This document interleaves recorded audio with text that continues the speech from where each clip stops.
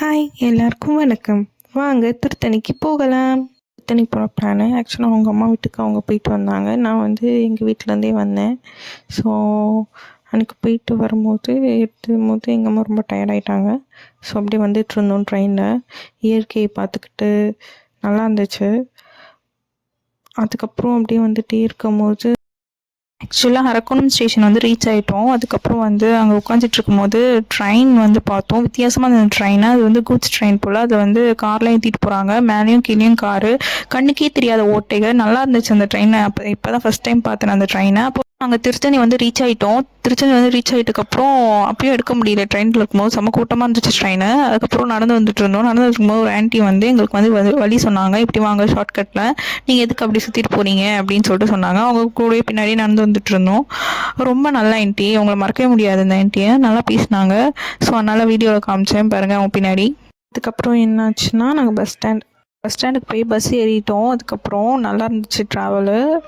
பண்ணிகிட்டு இருக்கும்போது நல்லா இருந்துச்சு ட்ராவலு. ரொம்ப ஸ்பீடாக போகிற மாதிரி இருக்குல்ல உங்களுக்கு அந்த வீடியோ. ஏன்னா நான் வந்து அவ்வளோ ஸ்பீட் பண்ணி வச்சுருக்கேன், ஸ்பீட் மோஷன். அதுக்கப்புறம் நாங்கள் வண்டி விட்டு இறங்கிட்டு அம்மா கிட்டே சொல்லிட்டு இருக்கேன், எப்படிமா போகணும், இதுக்கப்புறம் எனக்கு வழி தெரியாது. அதுக்கப்புறம் அவங்க பின்னாடி நான் வந்து ஃபாலோ பண்ணி போயிட்டுருந்தேன். அப்போ வந்து நல்லா இருந்துச்சு. அப்படி போயிட்டுருக்கும்போது கேட்டுக்கிட்டே இருந்தேன், எப்படி போகணும், இப்படி போகணுமா, அப்படி போகணுமா, அப்படி இப்படின்னு கேட்டுட்டு இருந்தேன். ஆக்சுவலாக நல்லா ஜாலியாக வேடிக்கை பார்த்துக்கிட்டு இப்படி போகணுன்னு கேட்டுக்கிட்டே இப்படி போகணுமா, அவங்க சொன்ன மாதிரியே நானும் பின்னாடி அவங்க பின்னாடியே போயிட்டுருந்தேன். எனக்கு ரொம்ப புது அனுபவமாக இருந்துச்சு, நல்லாவும் இருந்துச்சு. அப்படியே அவங்க பின்னாடியே போயிட்டுருந்தேன். கோயில்கிட்ட வந்துட்டோமா அப்படின்னு கேட்டேன். இல்லை, கோயில் அருகே நிறைய பொருட்கள், பொரிகள், பசங்களுக்கு பிடிச்ச எல்லா பொருட்களும் இருக்குது. பாருங்கள் எவ்வளோ அழகழகாக இருக்குது. வேணுன்றதை நம்ம வாங்கிக்கலாம். தாத்தா பாட்டி பிடிச்ச பொரிகள்லாம் விற்கிது, ஏன்னா அவங்க தான் சாப்பிடுவாங்க. அதுக்கப்புறம் வந்து பசங்களுக்கு குழந்தைங்களுக்கு பிடிச்ச பொம்மைகள்லாம் விற்கிது. நம்ம என்ன வேணாலும் வாங்கிக்கலாம். அதுக்கப்புறம் நம்மளுக்கு குளிர்பானங்கள்லாம் இருக்குது பாருங்கள், ஐஸ்கிரீம், ஜூஸ் எல்லாமே இருக்குது. ஸோ அங்கே பாருங்கள் தூரமாக நிற்கிதுல, அதுதான் திருத்தணி வண்டி. மேலே எடுத்துகிட்டு போய் மலையில் விட்டுரும். எப்படின்னா மேலே வரைக்கும் மலையில் எடுத்துகிட்டு போய் விட்டுட்டு திருப்பி ரிட்டன் வந்து எடுத்துகிட்டு வந்து இதே இடத்துல விட்டுருவாங்க. விட்டோடனே இங்கேருந்து நம்ம பஸ் ஸ்டாண்டுக்கு போயிட்டு பஸ் பிடிச்சி அங்கேருந்து ரயில்வே ஸ்டேஷன் போயிடலாம். இந்த பஸ் ஒரே பஸ் தான் இருக்குது. இதுக்கு டிக்கெட் வந்து உள்ளேயே கொடுப்பாங்க, உள்ளேயே கண்டக்டர் இருப்பாங்க. ப்ளஸ் நம்ம வெளியவே அந்த இடத்துலையே எடுத்துக்கலாம். நாங்கள் எடுத்துகிட்ருக்கும் போது 2 வயசான தாத்தா நின்றுட்டு எடுத்துகிட்டு இருந்தாங்க. நம்ம இங்கேயே வந்து ரிட்டனுக்கும் எடுத்துக்கலாம். நம்ம வந்து வர டைமிங் வந்து எப்படி இருக்கும்னு தெரியாது, அதனால் நம்ம ரிட்டன் எடுக்க அவசியம் இல்லை. அப்புறம் நாங்கள் வெயிட் பண்ணிகிட்டே இருந்தோம். அதுக்கப்புறம் டிக்கெட் கொடுத்தாங்க. அப்புறம் நாங்கள் வாங்கிட்டு அப்படியே திரும்பி பார்க்கும்போது ஒரு குரங்கு இருந்துச்சு. அப்படியே நாங்கள் டிக்கெட் எடுத்துகிட்டு அப்படியே அந்த நோக்கி வந்துட்டு இருக்கும்போது ஒரு அழகாக குரங்கு இருந்தது. அந்த குரங்கு ஜூஸ் குடிச்சிட்டு இருந்தது. எங்கள் அம்மா சொல்ல அது வந்து ரொம்ப அழகாக வந்து குடிச்சிட்டு இருந்தது. என்னாலே வியந்து பார்த்துட்டு இருந்தேன். நான் வந்து எங்கள் அம்மா கிட்ட, இந்த குரங்குன்னா நம்ம கூட வந்துடுமா, எனக்கு பயமாக இருக்கே அப்படின்னு சொல்லிக்கிட்டு அதை பார்த்துட்டு இருந்தேன். நம்ம பார்க்குற மாதிரியே எனக்கு ஒரு ஃபீலு. அதுக்கப்புறம் அது பாட்டு வாழைப்பழம் சாப்பிட்டுட்டு இருந்தது. அதுக்கப்புறம் நாங்கள் வந்து அப்படியே பஸ் கிட்டே போக ஆரம்பித்தோம். டிக்கெட் எடுத்துகிட்டு வந்து பார்த்தா பஸ் ஃபுல்லாக இருந்துச்சு. அதுக்கு முன்னாடி பஸ் ஃபுல்லாக இருந்துச்சு, ஆனால் சீட்ஸ் 2-3 இருந்துச்சு. பட் போயிட்டு வரக்குள்ளேயும் ரொம்ப சீட்ஸ் எல்லாமே ஃபுல்லாகிடுச்சு. பூ விற்கிறவங்க கூட மலைக்கு போய் பூ விற்கிறாங்க. அவங்க கூட அழகாக வந்து பூ கட்டிகிட்டு இருந்தாங்க இந்த இருக்கிற கேப்பில் உட்காந்துக்கிட்டு. அப்புறம் வந்து அப்படியே உள்ளே பார்த்தா ஒரு பாப்பா க்யூட்டாக அழகாக இருந்தாங்க. ஆக்சுவலாக பஸ்ஸு விட்டு இறங்கும் போது செம்ம கூட்டமாக இருந்துச்சு, அதனால் எங்களால் சரியாக வீடியோ எடுக்க முடியல. அதுக்கப்புறம் லைனில் வந்து நின்றதுக்கப்புறம் நாங்கள் வந்து எடுக்க ஆரம்பித்தோம். ரொம்ப பெருசாக இருந்துச்சு லைனு. நாங்கள் இப்படியே வந்து கிட்டே வந்து நின்றுட்டோம். ஆக மொத்தம் ரொம்ப நேரமாக நின்றுட்டுருந்தோம். பிகாஸ் நாங்கள் அதுக்கப்புறம் உட்காந்துட்டோம். எங்களுக்குன்னு பார்த்து கடவுளாக பார்த்து உட்காரத்துக்கு ஒரு இடம் கொடுத்தாங்களா என்னன்னு தெரியல. அம்மா அப்படியே கீழே உட்காந்துட்டாங்க. அப்புறம் கூட்டம் வர ஆரம்பிச்சிச்சு.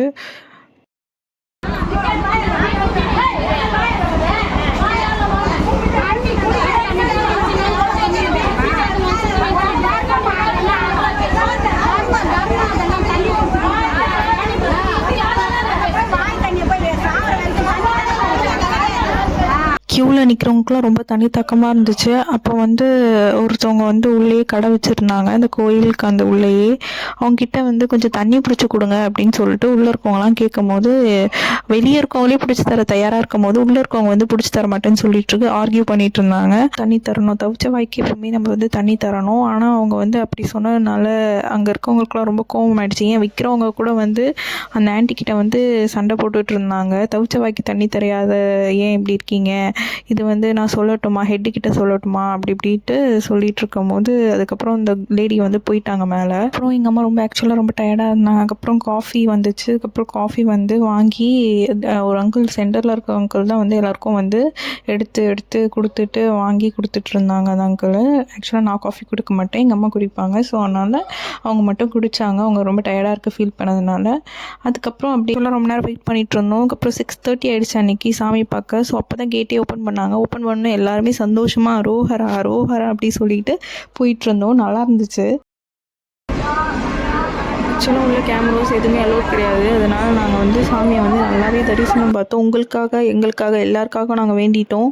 ஸோ அதை வந்து உங்களுக்கு எப்படி காமிக்கிறதுனா என்னால் எப்படி காமிக்கிறது தெரியல. அதனால் நான் வந்து இமேஜ் வச்சேன். ஸோ யாரும் தப்பாக நினச்சிக்காதீங்க. நம்ம சாமி எங்கே இருந்தாலும் நம்மளுக்காக எப்போவுமே நல்ல தரிசனம் கொடுப்பாங்க. அன்றைக்கி முருகன் பார்த்துக்கிட்டே இருக்கணும் போல் இருந்துச்சு. அவ்வளோ ஒரு அழகாக இருந்தார். அவ்வளோ ஒரு அந்த கம்பீரம், அந்த அழகு, அந்த பொலிவு அவ்வளோ ஒரு அழகாக இருந்தார். பார்த்துட்டு வெளியே வரக்குள்ளேயும் நைட் ஆகிடுச்சு. ஸோ அப்படியே வந்து அப்படியே பார்த்தா கோபுரம் அழகாக இருந்துச்சு. அதுக்கப்புறம் எல்லோரும் உழுந்து கும்பிட்டுட்டு இருந்தாங்க. அதுக்கப்புறம் அப்படியே நாங்கள் என்ன பண்ணோம், சரி ஓகே நம்ம வந்து கோயிலும் சுற்றியாச்சு. ஸோ அப்படியே வீட்டுக்கு போக வேண்டியது தான் பாக்கி. ஸோ அப்படியே நான் சுற்றி பார்த்துட்ருந்தேன் எல்லாரையும். அதுக்கப்புறம் அப்படியே வந்து வீட்டுக்கு போகலாம் அப்படின்ட்டு லாஸ்ட்டாக வந்து இங்கே போயிட்டு சாமி கும்பிட்டு வந்துடலாம் அப்படின்னு போனோம். அதுக்கப்புறம் நாங்கள் வீட்டுக்கு போக ஆரம்பித்தோம் நடந்து. ஸோ நடந்து போயிட்டுருந்தோம். அப்போது ஒருத்தவங்க வந்து டைம் கேட்டாங்க. நானும் டைம் சொன்னேன். அதுக்கப்புறம் அவங்க முன்னாடி ஆக்சுவலாக எங்களால் வீடியோ எடுக்க முடியல அந்த டைமில். அதுக்கப்புறம் சாமிக்கிட்ட நாங்கள் வந்து அருள் வாங்கிட்டு உங்களுக்காகவும் சேர்த்து சாமிக்கிட்ட வந்து வேண்டிக்கிட்டு நாங்கள் வந்து சந்தோஷமாக வீட்டுக்கு வந்துட்டுருந்தோம். அப்போ வந்துட்டு ட்ரெயினில் ஏறிட்டோம். ஏறியும் போது இவங்களெல்லாம் பார்த்தோம். ரொம்ப டயர்டாக அவங்கவுங்க வேலையை பார்த்துட்டு அப்படியே ட்ரெயினில் வந்து ரொம்ப டயர்டாக எல்லோரும் அப்படியே தூங்கிட்டாங்க.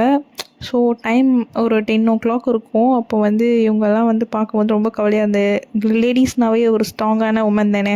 ஸோ எவ்வளோ உழைச்சி அவங்க குடும்பத்துக்காக எல்லோரும் உழைச்சிட்டு அவங்க அப்படியே தூங்கிட்டு இருக்கும்போது பார்க்கவே ரொம்ப சோகமாக இருந்துச்சு.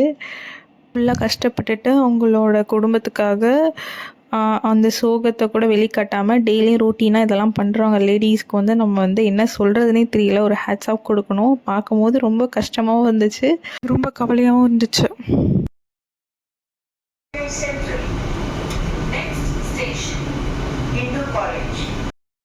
சாமியை பார்த்துட்டு அம்மாவும் நானும் சந்தோஷமாக பேசிட்டு அப்படியே வந்துட்டுருந்தோம். வந்துட்டுருக்கும்போது எங்கள் ஸ்டேஷன் வந்துருச்சு. ஸ்டேஷன் விட்டு இறங்கிட்டு இப்படி திரும்பி பார்த்தா யாரும் இல்லை. ஏன்னா அன்டைம் ஆகிடுச்சு. ஸோ அதுக்கப்புறம் நாங்கள் இறங்கி நடந்து வந்துட்டுருந்தோம். எங்கள் வீடியோ வந்து தூரம். ஸோ மிடில் ஆஃப் த ஆக்சுவலாக நாங்கள் வந்து ட்ரெயின் விட்டு இறங்கினதுக்கப்புறம் மிடில் ட்ரெயின் போயிட்டு இருந்தோம். அதனால் எங்களால் போக முடியல. So wait பண்ணிகிட்ருந்தோம்.